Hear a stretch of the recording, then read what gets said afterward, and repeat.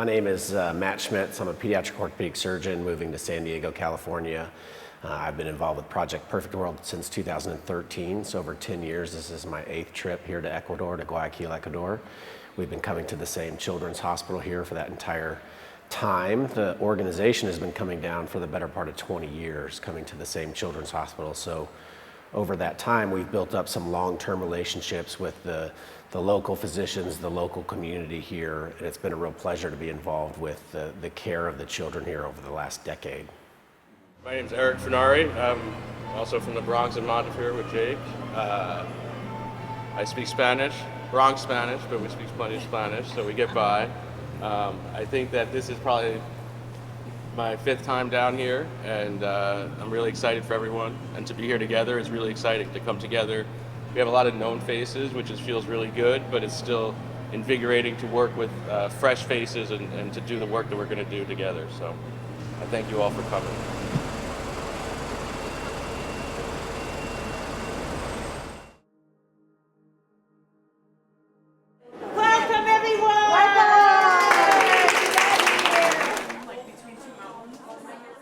We are here today in clinic. It's Sunday. We just arrived in Guayaquil last night with our team.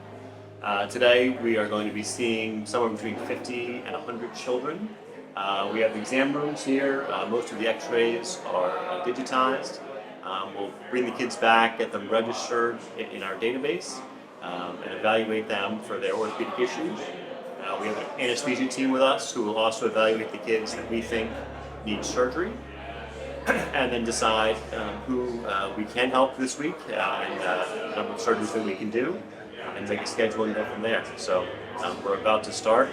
I'm looking forward to seeing kids who are coming back from last year or from previous years, new patients that need our help. And it's always a bit of a surprise who's gonna be here today and what we're gonna see.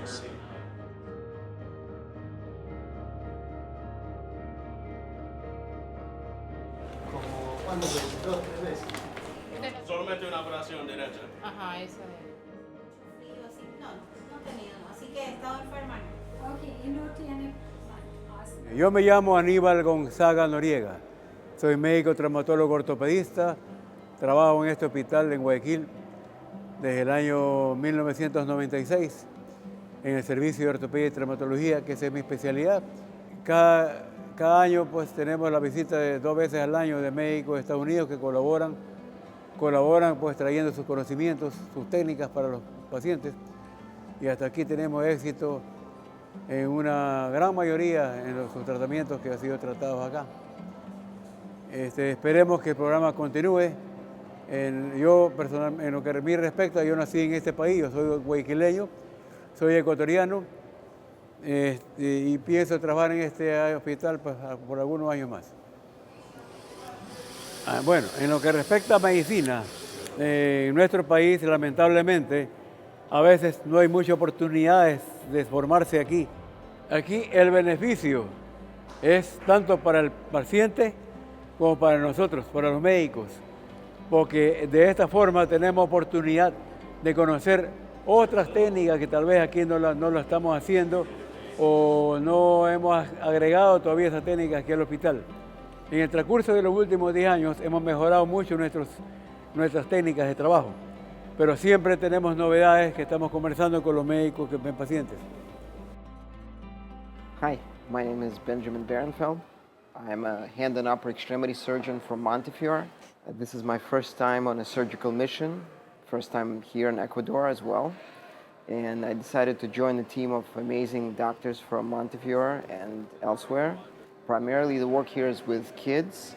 A lot of them have diagnoses of cerebral palsy or other contractures.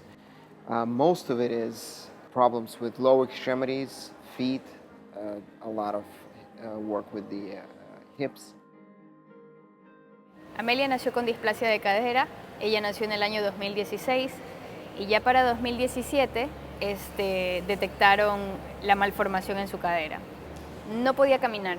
Como ella recién estaba con el añito de vida, los otros niños ya empezaban a caminar y ella todavía no podía, ¿no? Ella cojeaba gateaba. De hecho, ni gateaba, o sea, era como que se sentaba o se paraba, pero no gateaba. Y se caía fácilmente, ¿no? Ajá. No podía tener la misma actividad con el resto de los niños. Y luego de la cirugía pudo caminar de largo. Entonces, si no hubiese sido por esta fundación, no sé qué hubiese sido de nosotros, porque aquí en el país nadie podía hacer esa cirugía, ni el lado público, ni el lado privado, ni financiamiento, ni cofinanciamiento. Y llegaron ustedes y nos dieron la esperanza de que Amelia pueda tener una vida tranquila y normal. Se le curó la cadera y hoy tiene 7 años y está como si nada. Viene a un chequeo para revisar su desarrollo. So all the supplies that we have, they're donated through generosity of people in the States. And we start planning for next year's mission today. We got to count everything. We try to plan, we try to do over 20 cases a week when we're down here. And as you see, we'll deplete most of this stock for this week. On the back end of that, we have to turn around and place an order immediately when we get home, so our team can actually grab what we need and send it down here in time for the next trip. Just in case something was to happen and we wind up running out of supplies, part of the mission is that you do a lot without. And so you have to really be savvy enough to figure out how you have to use things in different ways to get your outcomes. The orthotics and prosthetics team at Project Perfect World come down twice a year with the May and October trips. And we function through the orthotics lab at the Children's Hospital here, working with local orthotists and teaching them how to provide that continuum of care even after we leave. We'll see about 70 to 80 patients a week, providing 150 to 200 devices per week, and that's per trip as well. Hello, my name is Jason with the orthotics team here at the hospital. Myself and Alex, we've been doing this for several years.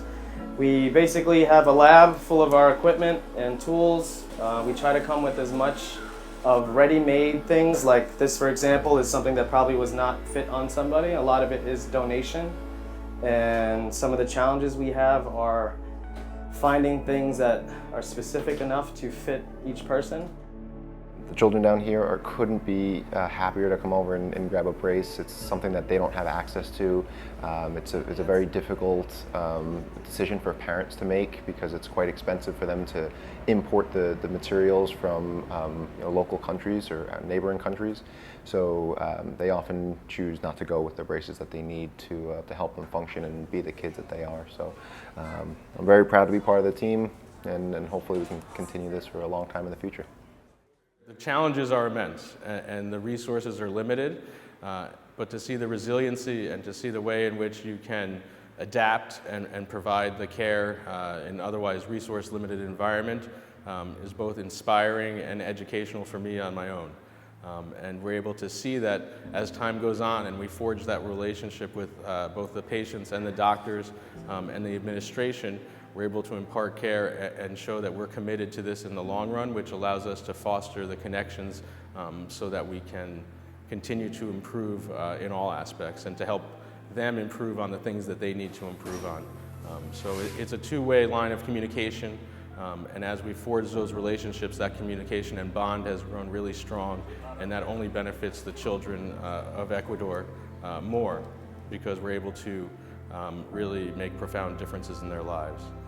So coming back and seeing children 6 months, a year after surgeries, and to see the improvements in their lives, the quality of lives, the smiles on their faces, the gratitude from their parents is just immensely rewarding, and it's the reason why we do what we do. These surgeries should be offered to everyone.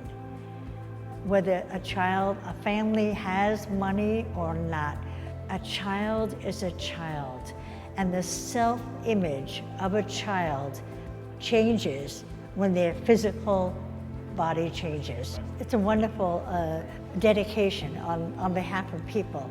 Their lives are changed, their eyes are open, the lives of the children are changed.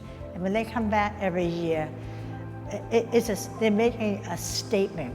We care about you, we care about the children, we want to help the children of Ecuador, especially the most vulnerable in society. who parent could never ever afford these surgeries. And that's what we need in our world today. We need people to say, I've been blessed, I want to give back. And I want to say thank you to all the people who have volunteered, the people who have contributed, and the people who have felt that this is a worthwhile project because your energy was not in vain. You could see from the joy on the faces of the children and the families that throwing in your lot with the rest, it makes a difference. So thank you, and God bless you.